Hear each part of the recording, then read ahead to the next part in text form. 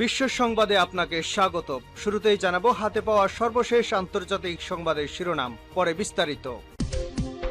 জানিয়ে দেব এই মুহূর্তে হাতে পাওয়া সর্বশেষ গুরুত্বপূর্ণ আপডেট আন্তর্জাতিক সংবাদ। ইরান ইসরায়েল ফিলিস্তিনি ত্রিমুখী যুদ্ধ চলছে। শুরুতেই থাকছে আবারও সংগঠিত হয়ে ইসরায়েলিদের কড়া জবাব দিচ্ছে হামাস যোদ্ধারা।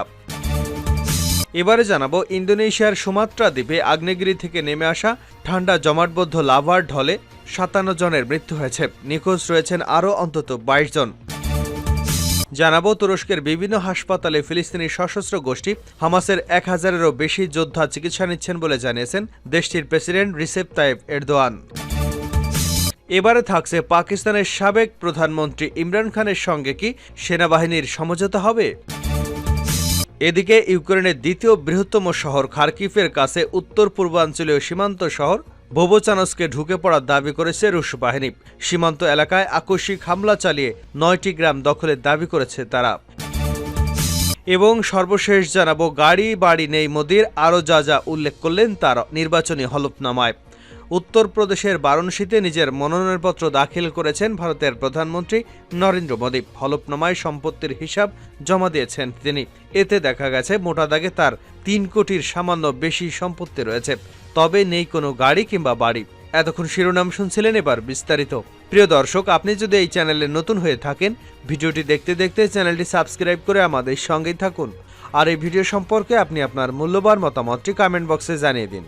আর হ্যাঁ প্রিয় দর্শক, জানিয়ে দিন ভিডিওটি কোথা থেকে দেখছেন। সংগঠিত হয়ে ইসরায়েলিদের জবাব দিচ্ছে হামাস যোদ্ধারা। ইসরায়েলের হামলায় ফিলিস্তিনের গাজা উপত্যকার বেশিরভাগই ধ্বংসস্তূপে পরিণত হয়েছে অনেক আগেই। বাকি ছিল অবরুদ্ধ এই রাফা ভূখণ্ডটি। গাজার দক্ষিণাঞ্চলীয় এই শহরে ইতিমধ্যেই হামলা জোরদার করেছে ইহুদিবাদী ইসরায়েল। তবে এরই মধ্যে রোববার গাজার অন্যান্য এলাকায় ইসরায়েলি বাহিনীর সঙ্গে হামাসের তীব্র লড়াই হয়েছে। এর মধ্য দিয়ে একটি বার্তা স্পষ্ট হয়েছে যে ভবিষ্যতে দীর্ঘ সময়ের জন্য গাজা উপত্যকায় শক্তিশালী একটি গোষ্ঠী হয়ে টিকে থাকতে পারে হামাস। ইসরায়েলি বাহিনী অভিযান চালিয়ে কোনো একটি এলাকা হামাস যোদ্ধামুক্ত ঘোষণা করে, তবে তা খুব বেশি সময় স্থায়ী থাকে না। হামাস যোদ্ধারা আবার সংগঠিত হয়ে লড়াইয়ে ফিরে আসে। ৭ মাসের এই যুদ্ধে গাজায় এটাই সবচেয়ে পরিচিত চিত্র হয়ে দাঁড়িয়েছে। এমন প্রেক্ষাপটে মার্কিন পররাষ্ট্রমন্ত্রী অ্যান্টনি ব্লিংকেন রোববার বলেছেন, গাজার শাসনভার কিভাবে চলবে তা নিয়ে ইসরায়েল এখনও কোনো ধারণা দিতে না পারায় তিনি হতাশ। এর অর্থ দাঁড়ায় গাজায় ইসরায়েলের বিজয় স্থায়ী নাও হতে পারে এবং এর মধ্য দিয়ে সেখানে বিশৃঙ্খলা, নৈরাজ্য এবং আবারও হামাসের শক্তিশালী উপস্থিতি দেখা দিতে পারে। হামাসের পক্ষ থেকে রোববার বলা হয়েছে, তাদের যোদ্ধারা জাবালিয়ার কাছে ইসরায়েলি সেনাদের সঙ্গে তুমুল লড়াই চালিয়ে যাচ্ছে। এছাড়া জৈতুনে ইসরায়েলি বাহিনীকে লক্ষ্য করে মর্টার শেল নিক্ষেপ করেছেন যোদ্ধারা। ইসরায়েলি বাহিনী ও হামাস দুপক্ষই জানিয়েছে, গেল সপ্তাহে গাজার উত্তরাঞ্চলের বিভিন্ন এলাকায় ইসরায়েলি সেনাদের সঙ্গে হামাস যোদ্ধাদের সরাসরি যুদ্ধ হয়। প্রায় ৩ লাখ মানুষও গত সপ্তাহে গাজা থেকে পালিয়ে গেছে বলে গাজার ফিলিস্তিনিদের সাহায্যকারী জাতিসংঘের প্রধান সংস্থা রোববার জানিয়েছে। ইসরায়েলি আগ্রাসন থেকে বাঁচতে গাজা উপত্যকার দক্ষিণ প্রান্তের এই শহরটি গত ৭ মাস ধরে ১০ লাখেরও বেশি বাস্তুচ্যুত মানুষের আশ্রয়স্থল হয়ে উঠেছে। আগ্নেয়গিরি লাভার নিচে পড়ে ৫৭ জনের মৃত্যু। ইন্দোনেশিয়ার সুমাত্রা দ্বীপে আগ্নেয়গিরি থেকে নেমে আসা ঠান্ডা জমাটবদ্ধ লাভার ঢলে ৫৭ জনের মৃত্যু হয়েছে। নিখোঁজ রয়েছে আরও অন্তত ২২ জন। দেশটির দুর্যোগ সংস্থার উদ্ধৃতি দিয়ে প্রাদেশিক কর্মকর্তারা এ তথ্য জানিয়েছেন। শনিবার সন্ধ্যায় অবিরাম ভারী বৃষ্টিপাতে ইন্দোনেশিয়ার সবচেয়ে সক্রিয় আগ্নেয়গিরির মুখে জমে থাকা ঠান্ডা লাভার স্রোত নেমে আসলে সুমাত্রা দ্বীপের ২টি জেলার রাস্তা, বাড়িঘর এবং মসজিদ প্লাবনে সয়লাব হয়ে যায়। খবর এএফপির। শ্রমিকরা বন্যার পরে ক্ষতিগ্রস্ত ভবনগুলো পরিষ্কার করছে। উদ্ধারকারীরা অনুসন্ধানে সহায়তা করার জন্য একটি থার্মাল ড্রোন মোতায়েন করেছে। নদী ও ধ্বংসস্তূপের মধ্য থেকে তারা জীবিতদের খুঁজে বের করবার চেষ্টা চালিয়ে যাচ্ছেন। কর্তৃপক্ষ জানিয়েছে, ক্ষতিগ্রস্ত এলাকা থেকে ৩ সহস্রাধিক লোককে সরিয়ে নেওয়া হয়েছে। নিখোঁজদের সন্ধান অব্যাহত থাকায় মৃতের সংখ্যা আরও বাড়তে পারে বলে আশঙ্কা করা হচ্ছে। উদ্ধারকারীরা জানান, কয়েক ডজন বাড়িঘর ভেসে গেছে এবং মৃত অনেককে কাছাকাছি নদীতে অথবা আশপাশে পাওয়া গেছে। বন্যা ও ঠান্ডা লাভা প্রবাহে সবচেয়ে বেশি ক্ষতিগ্রস্ত এলাকার কিছু রাস্তায় প্রবেশ বিচ্ছিন্ন হয়ে পড়ায় বিমান থেকে ত্রাণ সহায়তা ফেলা হচ্ছে। তুরস্কে চিকিৎসা নিচ্ছে ১,০০০-এরও বেশি ফিলিস্তিনি যোদ্ধা, দাবি এরদোয়ানের। তুরস্কের বিভিন্ন হাসপাতালে ফিলিস্তিনি সশস্ত্র গোষ্ঠী হামাসের 1000-এরও বেশি যোদ্ধা চিকিৎসা নিচ্ছে বলে জানিয়েছেন দেশটির প্রেসিডেন্ট রিসেপ তাইপ এরদোয়ান। এ সময় তিনি ইসরায়েলের বিরুদ্ধে হামাসের কর্মকাণ্ডকে একটি প্রতিরোধ আন্দোলন হিসেবে অভিহিত করেছেন। গতকাল গ্রিসের প্রধানমন্ত্রী কাইরিকাস মিৎসোতাকিসের সঙ্গে বৈঠক শেষে সংবাদ সম্মেলনে একথা বলেন এরদোগান। এ সময় এরদোগান আরও বলেন, গ্রিস হামাসকে একটি সন্ত্রাসী সংগঠন হিসেবে দেখে, যা তাকে পীড়া দেয়। তবে পরবর্তীতে নাম প্রকাশ না করার শর্তে এক তুর্কি কর্মকর্তা জানান, তুরস্কে মূলত 1000-এরও বেশি ফিলিস্তিনি চিকিৎসা নিচ্ছেন। তাদেরকে প্রেসিডেন্ট এরদোগান হামাসের যোদ্ধা হিসেবে ভুল ভেবেছেন। এই কর্মকর্তা বলেন, প্রেসিডেন্ট এরদোগান ভুল ভেবেছেন। তিনি বুঝিয়েছেন, গাজার 1000 মানুষ আপনাদের এখানে চিকিৎসা নিচ্ছেন, হামাসের সদস্য নয়। এরদোগানের পাশে দাঁড়ানো গ্রিসের প্রধানমন্ত্রী বলেন, গাজার যুদ্ধের সব বিষয়ের সঙ্গে গ্রিস এবং তুরস্কের একমত হতে পারবে না। তবে গাজায় একটি দীর্ঘকালীন যুদ্ধবিরতি প্রয়োজন, এ বিষয়ে গ্রিস একমত। তুরস্ক ও গ্রিস উভয় যুক্তরাষ্ট্রের নেতৃত্বাধীন সামরিক জোট ন্যাটোর সদস্য। তবে একই জোটের সদস্য হলেও দুই দেশের মধ্যে বিভিন্ন বিষয়ে প্রায় উত্তেজনা তৈরি হয়। এসব উত্তেজনা নিরসনের জন্য আলোচনা করতে তুরস্কে গেছেন গ্রিসের প্রধানমন্ত্রী। আলোচনা শেষে তুর্কি প্রেসিডেন্ট এরদোগান জানিয়েছেন, তুরস্ক ও গ্রিসের মধ্যে যেসব সমস্যা রয়েছে সেগুলোর সমাধান অযোগ্য সমস্যা নয়। ইমরান খানের সঙ্গে কি সেনাবাহিনীর সমঝোতা হবে? পাকিস্তান সেনাপ্রধান জেনারেল আমির মুনির 9 মে লাহোরের গেরিসন পরিদর্শনে যান। ওই সময় তিনি সেনা কর্মকর্তাদের উদ্দেশ্যে বলেন, যারা 9 মে পাকিস্তানের ইতিহাসে কালো অধ্যায় তৈরিতে পরিকল্পনা করেছে তাদের সঙ্গে কোনো সমঝোতা হতে পারে না।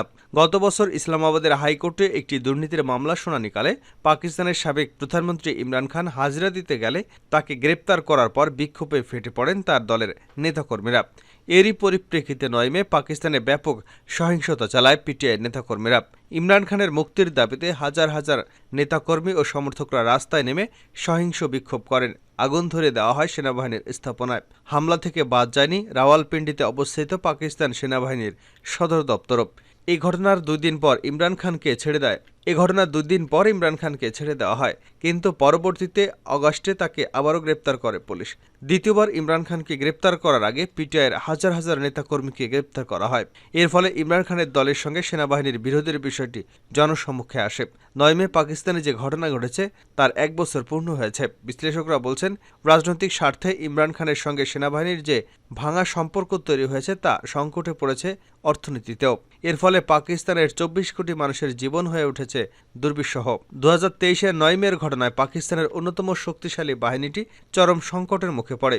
দ্বিতীয়বার সংকটের মুখে পড়ে ফেব্রুয়ারিতে অনুষ্ঠিত জাতীয় নির্বাচনে ইমরান খানের দলের নেতাকর্মীদের নিরঙ্কুশ জয়ের ফলে। এই নির্বাচনে কারাগার থেকে দলকে বিজয়ের পথে নিয়ে গেছেন ইমরান খান। পিটিআইয়ের সিনিয়র নেতা এবং খাইবার পাখতানখোয়া প্রদেশের সাবেক মন্ত্রী তৈমুর ঘাড়রা বলেন, সেনাবাহিনীর সঙ্গে আমাদের যে খারাপ সম্পর্ক তৈরি হয়েছে এটা এখন আর কোনো গোপন বিষয় নয়। তবে এটিকে সমাধানের পথে নিয়ে যেতে হবে, কারণ একটি রাষ্ট্রের শক্তিশালী কোনো রাজনৈতিক দল শক্তিশালী প্রতিষ্ঠানের প্রতিদ্বন্দ্বী হতে পারে না। পাকিস্তান প্রতিষ্ঠার পর থেকে প্রায় 3 দশকেরও বেশি সময় ধরে অগ্রভাগের থেকে দেশকে নেতৃত্ব দিচ্ছে দেশটির সেনাবাহিনী। এরপর জনগণের ভোটে সরকার নির্বাচিত হলেও তাদের পেছনে কলকাঠি নাড়ছে এই সেনাবাহিনী। 2018 সালের অগাস্টে পাকিস্তানের প্রধানমন্ত্রী নির্বাচিত হন ইমরান খান। এরপরই বিরোধী দলের নেতারা অভিযোগ করেন সেনাবাহিনীর সহযোগিতায় ইমরান খান প্রধানমন্ত্রী হয়েছেন। তবে 4 বছর পর অনাস্থা ভোটে হেরে প্রধানমন্ত্রীর পদ থেকে ছিটকে পড়েন ইমরান খান। এই ঘটনায় তিনি সেনাবাহিনীকে অভিযুক্ত করেন, যদিও সেনাবাহিনী তার এই অভিযোগ অস্বীকার করেছে। গাড়ি বাড়ি নেই মোদির, আরও যা যা উল্লেখ করলেন হলফনামায়। উত্তরপ্রদেশের বারাণসীতে নিজের মনোনয়নপত্র জমা দিয়েছেন ভারতের প্রধানমন্ত্রী নরেন্দ্র মোদী। হলফনামায় সম্পত্তির হিসাব দিয়েছেন তিনি। এতে দেখা গেছে মোদির 3 কোটি রুপির সামান্য বেশি সম্পত্তি রয়েছে, তবে নেই কোনো গাড়ি কিংবা বাড়ি। হলফনামায় মোদী মোট 3 কোটি 2 লাখ রুপি মূল্যের সম্পত্তির হিসাব দিয়েছেন। এর মধ্যে স্থায়ী আমানত হিসেবে দেখিয়েছেন 2 কোটি 86 লাখ রুপি। এই অর্থ স্টেট ব্যাংক অব ইন্ডিয়ায় আমানত রয়েছে।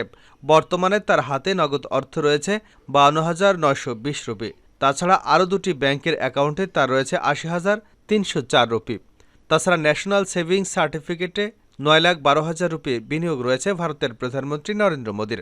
পাশাপাশি 2,68,000 রুপির মূল্যের 4টি সোনার আংটি রয়েছে তার। হলফনামার তথ্য অনুযায়ী 2018-19 অর্থবছরে তার আয় ছিল 11,14,000 রুপি, কিন্তু 2022-23 অর্থবছরে তা বেড়ে 23,56,000 রুপি হয়েছে। মোদী 1978 সালে দিল্লি বিশ্ববিদ্যালয় থেকে স্নাতক, 1983 সালে গুজরাট বিশ্ববিদ্যালয় থেকে স্নাতকোত্তর সম্পন্ন করেছেন। তার বিরুদ্ধে কোনো বিচারাধীন ফৌজদারি মামলা নেই বলেও উল্লেখ করা হয়েছে।